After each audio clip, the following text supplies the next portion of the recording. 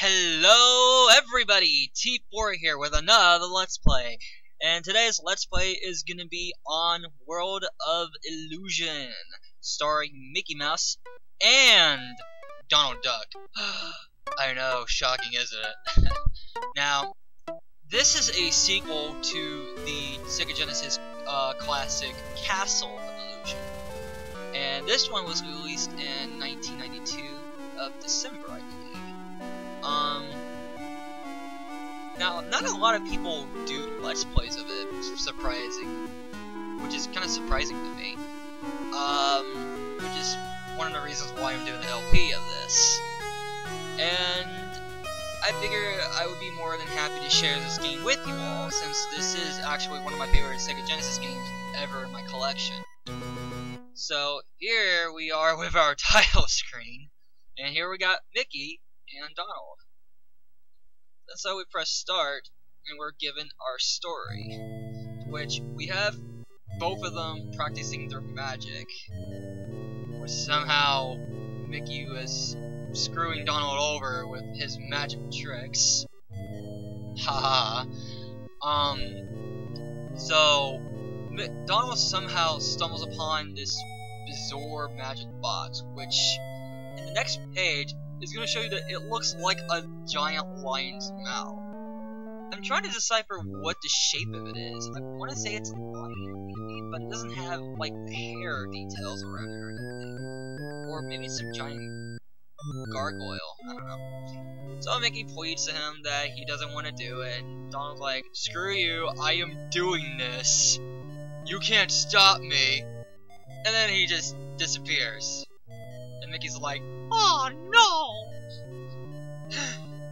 So Mickey goes in to save him, and of course, he disappeared too. Well, ain't that a bit? Just for, just for, I can't speak! No! You are good magicians in your own world, but here in my world of magic, you'll have to learn many more tricks. Hey, I was reading that! Let me finish. If you can find and defeat me, I will show you where this magic box. Thank you. So anyway, this is our main menu screen. You can see that there is actually a player selection, sound selection, as well as a password and control selections. Now, when you highlight player, you want to press C. A or B don't work. And then you have the single player campaign as well as a two-player campaign. The two-player campaign is not actually where if one character dies, another character doesn't take over. It's actually a co-op mode. Now, you can be either Mickey or Donald in the single player campaign if you want to. But I'm going to be playing as Mickey though. Now, how I'm going to do this is that I am going to be doing 3 separate playthroughs. One's gonna be featuring me playing as Mickey Mouse. The Donald playthrough is gonna be played by a Let's Player of mine. And finally, it's gonna be that Let's Player and myself going through the co-op campaign. Now, I just showed you the controls and what control selections you wanted to go through. And here we got the music test, to which the only downside about the music test is that you only can go up by pressing C. You can't press A to go to the previous music selection you want to go to, which kinda sucks, because if there was a music that I missed, I had to press C countless times or just exit out of the sound selection and go to that corresponding music selection that I wanted to go to. So, we start the game, and we are greeted to this beautiful overworld with a giant caterpillar. At least, this is from a visual perspective. So we have these enemies, which I don't know if they even have any names or not. I would think they would, but I checked the wiki for them, and oddly enough, there's not much information about them. At least, from what I can understand, there's not much. Now you may be wondering, why in the world am I going to be doing 3 separate playthroughs? Aren't the levels the same? That's the thing. Each playthrough is different from the others.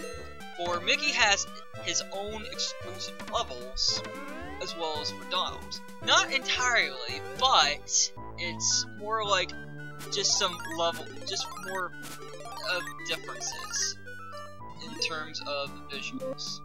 Like one level, Mickey's gonna be in the cliffside, or for Donald's playthrough, he's gonna be on a water raft in the middle of the beach. He has to go through platforms, jumping on them, and stuff.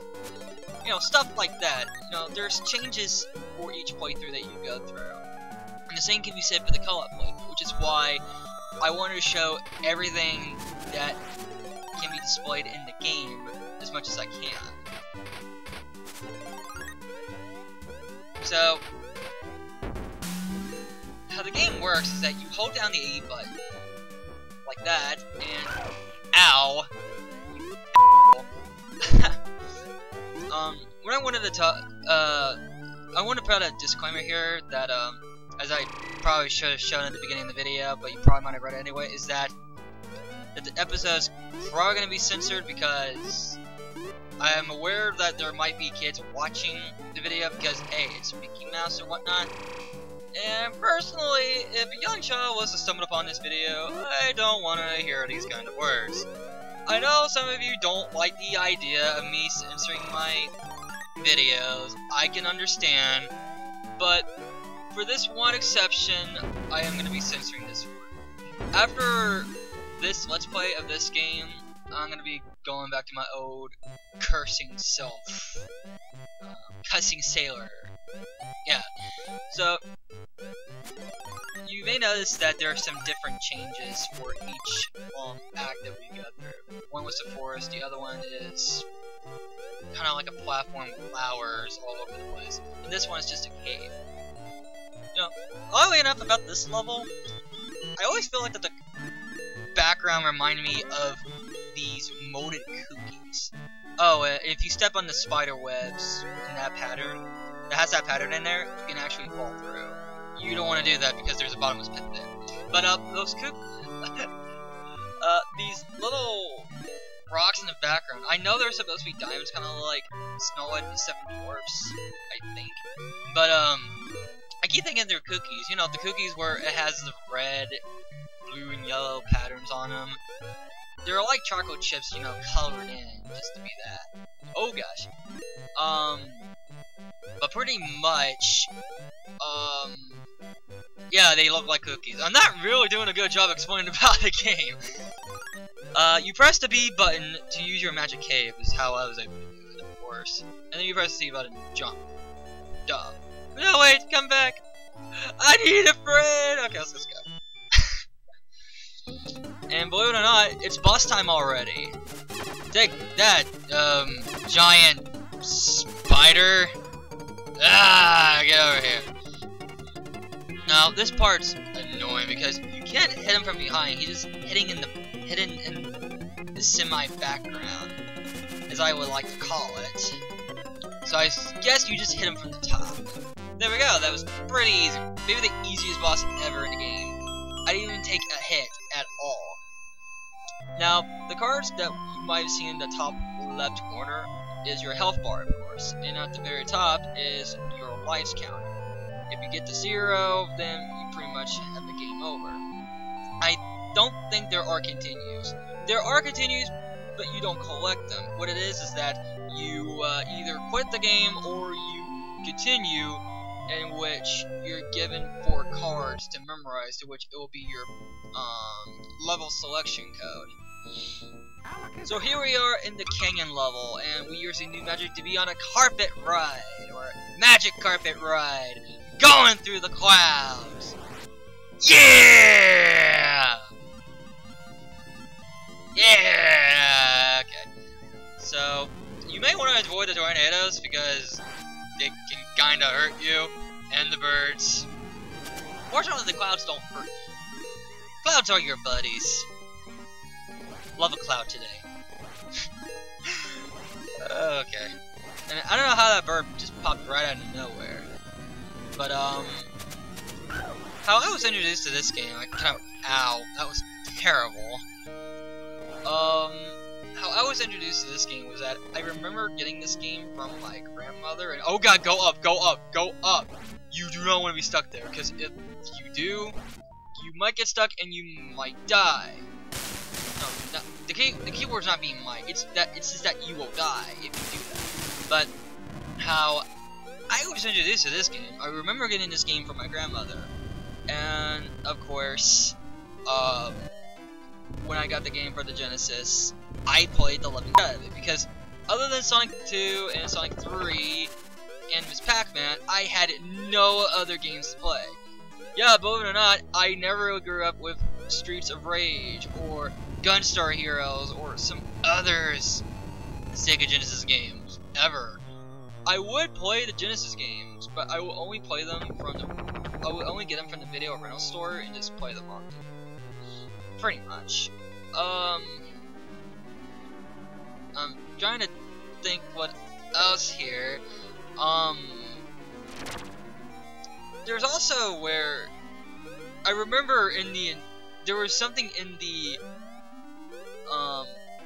box of the game where there's a text that reads that this box is supposedly magical or something like that.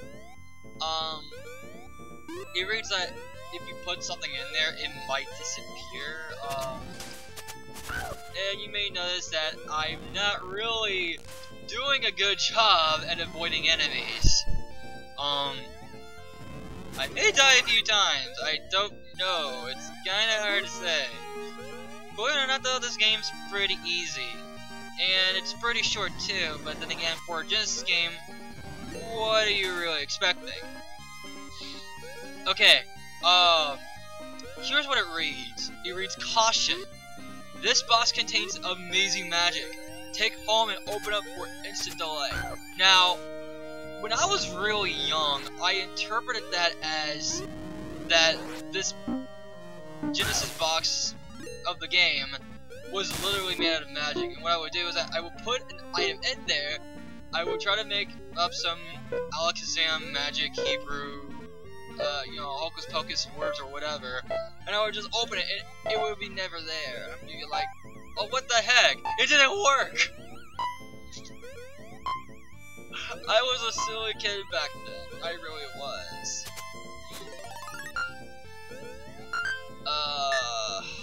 But the memories, the wonderful memories. I think I still got the boxes. Of course I still got the boxes. I still have it. Now, this part right here, you want to avoid the bombs, and you want to get some candy too. Now, you may have noticed that I missed a hat, which is pretty sad. Because what the hat does is that it lets you gain an extra try, which is good. Tries are good. Now, our next boss battle is going to be Pete. What the hell? He barely touched me! Aw, oh, come on! So, our next boss battle is Pete the Dragon. He's pretty easy. Just run to him and knock him once. That's it. That's really all you do. And I took 2 hits from this boss. He's supposed to be the next easiest boss ever. I'm out of here. So, every time you may notice a pattern that every time he defeats a boss, you get a chest in which it contains a magical spell, in which it lets you go to the next level, of course. Well, here goes nothing. I am terribly sorry if my Mickey impression is terrible. Calm. There's a little tale when it's about where, back when I was 9 or 10 years old, I would usually do a decent Mickey Mouse impression. I don't know if I still do, because I haven't shut it off in a while. But I might as well stop here. Till the next time, as I traverse through the ocean and try to get the heck out of this world of illusion. See you guys then.